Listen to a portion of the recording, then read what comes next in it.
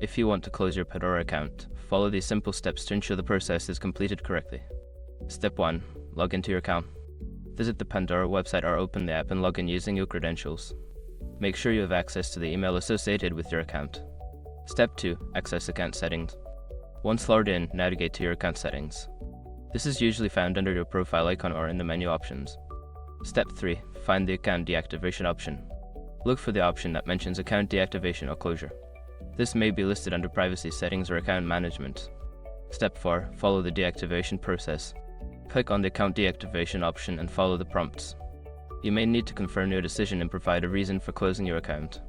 Step 5. Confirm closure. After completing the prompt, you should receive a confirmation that your account has been closed. Check your email for any final notifications from Pandora regarding your account status. Thank you for following these steps. If you have any further questions or need assistance, feel free to reach out to Pandora's customer support.